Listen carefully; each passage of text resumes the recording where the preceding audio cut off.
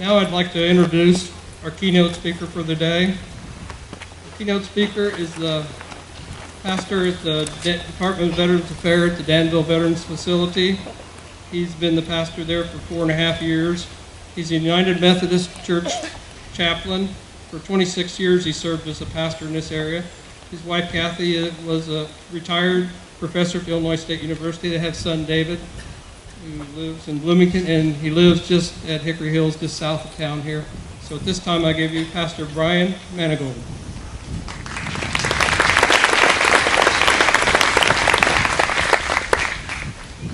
Good morning. Your presence here means a lot. I am humbled and deeply honored to be able to speak with you today. I thank the VFW for this opportunity, especially for Chaplain Steve Unger, who issued the invitation. But in his defense, he asked me to speak before the Department of Veterans Affairs was in the news a lot lately.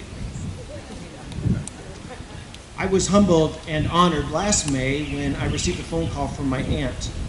She asked me if I would preside at her husband, Uncle Richard's funeral. My uncle was a lot of fun.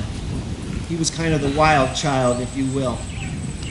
He made our parents probably pretty unhappy when he provided us those rubber band guns that he made, and he was a carpenter, so he was very skillful. Uncle Richard, I didn't know it at the time, was a U.S. Army veteran.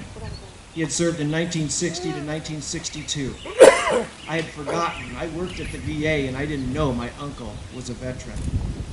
Some of the veterans I see and meet wear hats and shirts that identify their branch of service, maybe a ship they served on, a war they were deployed in, but at the same time, the veterans I meet are humble about their service to our country.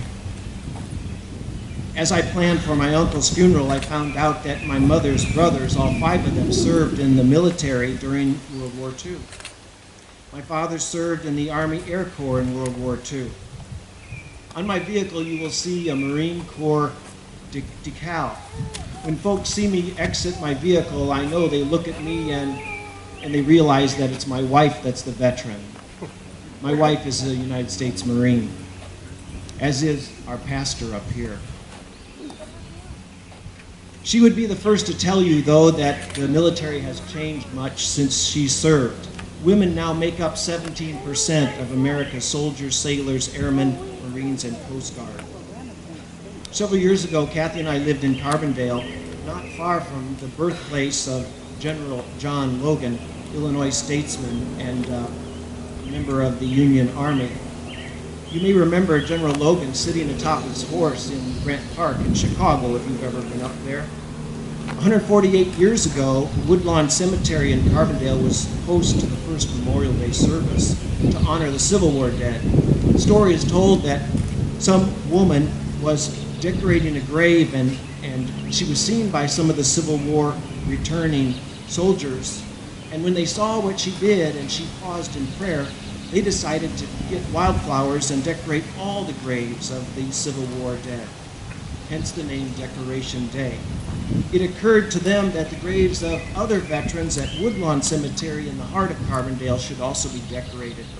So a short time after that was organized a parade. 200 veterans proceeded to the cemetery. The keynote speaker was General John A. Logan. That is one more reason why I'm humbled to be here today.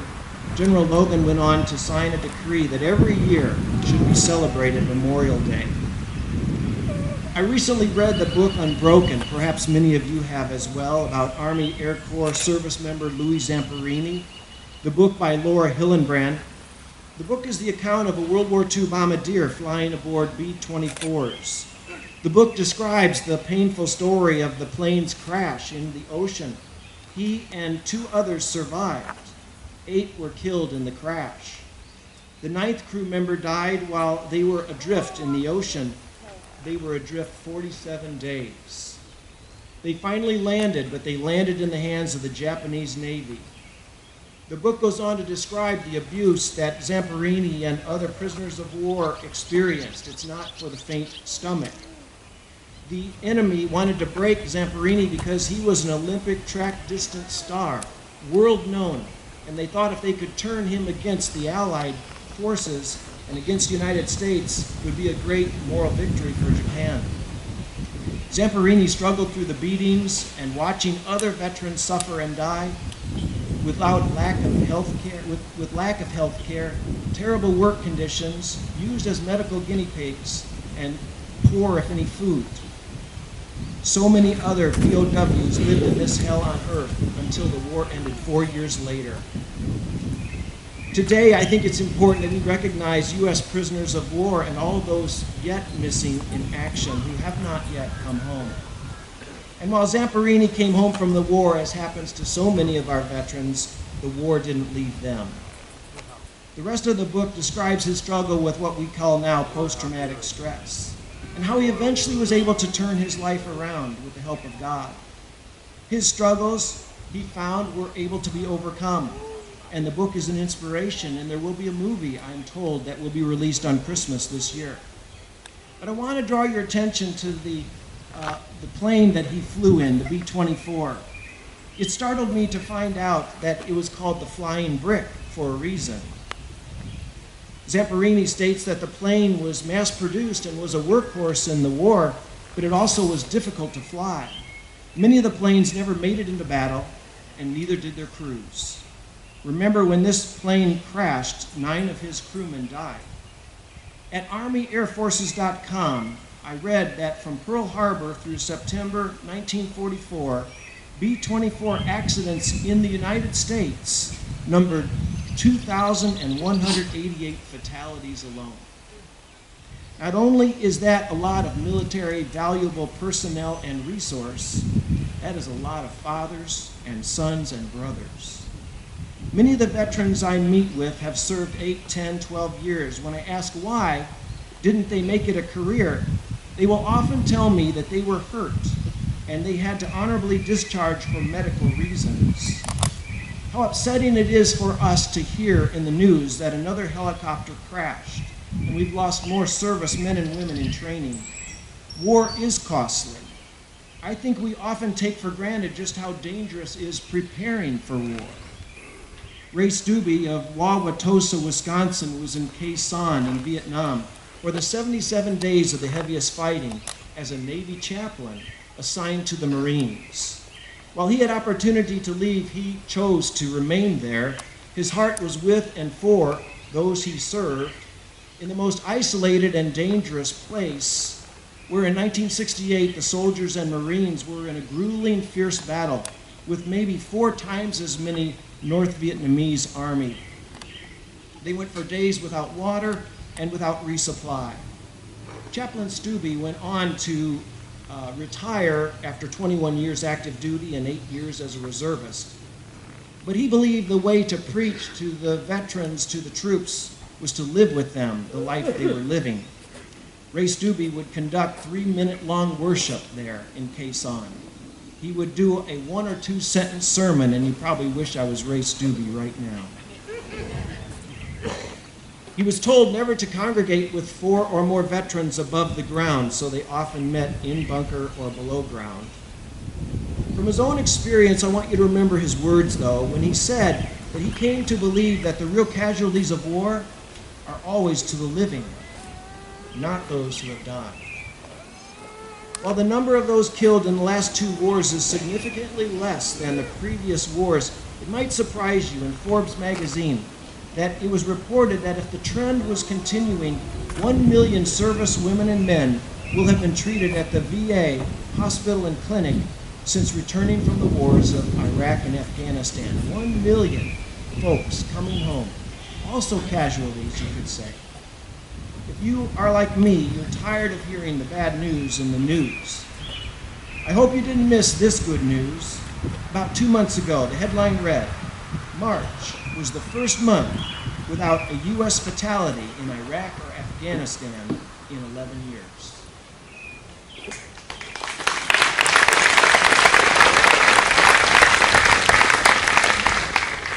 That is a long time to be at war. Many of the folks who served, reservists and National Guards. Even with such hopeful news, it's important to remember that with the ending of these wars will be the returning of many who will need physical, mental, and spiritual care. The real casualties of war are always to the living, not those who have died. And often these numbers are just numbers, aren't they? Listen to these numbers. If the VA has 9 million patients, and there are 23 million living veterans, that means that 60% of our veterans do not utilize the VA for health care. It is our hope to reach more veterans. I believe we have a great mission, and it's my desire and the desire of those I work with to daily care for those who have given so much. Not denying that there are problems with the VA, I want you to hear the words of Tom Tarantino, Chief Policy Officer, Iraq and Afghanistan Veterans of America. He said this just 10 days ago.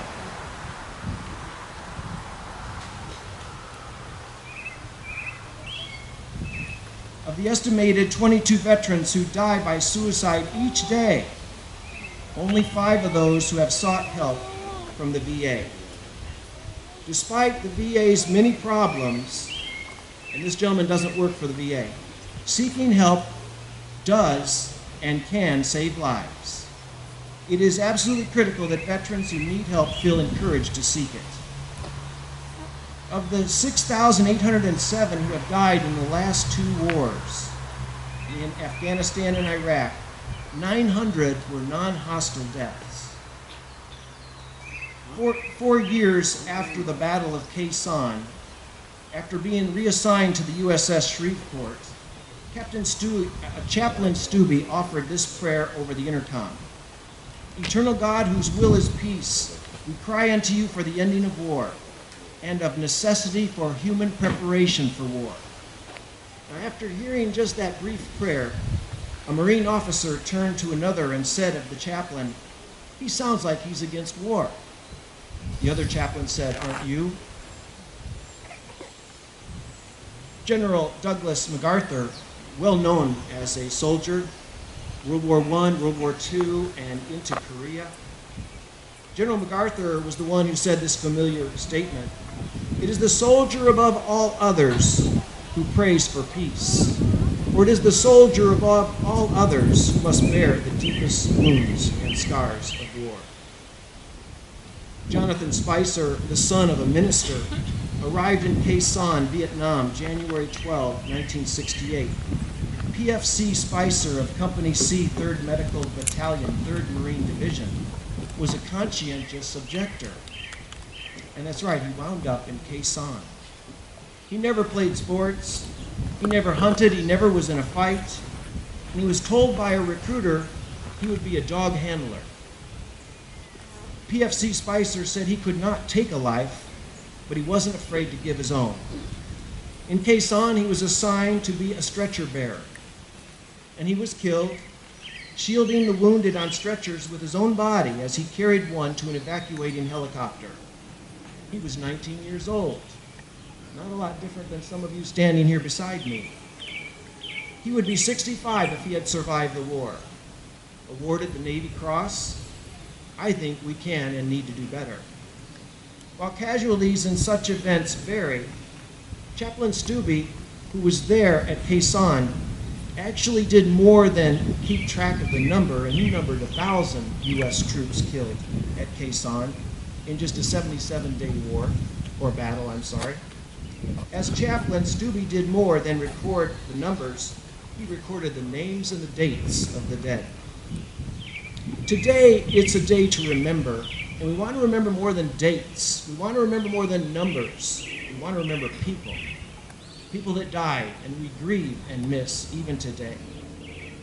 Chaplain Stubbe said that the word remember, zahar, in Hebrew, means not just to think of a time that happened in the past.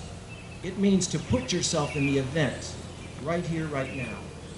And in doing so, it can cleanse, it can enrich, it can transform us. So just to remind you in closing, as I said at the beginning, to remember is to make the event present.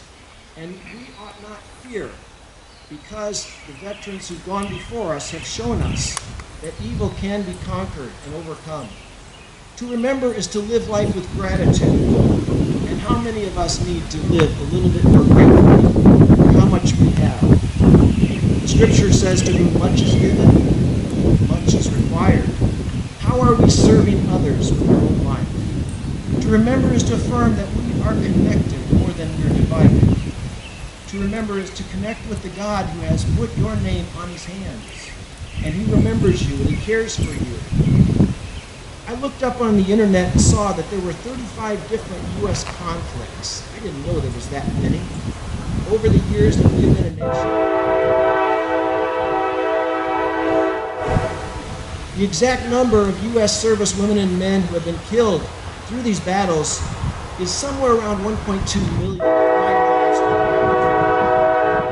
From the soldiers who shivered and starved through the winter at Valley Forge, to the doughboys crouched in the muddy trenches of France, to the platoon that patrolled the hazy jungles of Vietnam, and the young men and women who patrol the mountains of Afghanistan, we remember and we honor them all. People get tattoos to remember. God has engraved our veterans on his hands because he cannot forget them. Greater love has no one than this, than that they would lay down their life for their friends. I don't apologize. I have the best job in the world, serving God and serving our veterans. Thank you for not just attending this memorial service, but for remembering every day in such a way that your life is better and our world is better because of the honor, courage, and commitment of all who faithfully served and all the families that helped them do it. God has blessed us. Let us be a blessing. Thank you.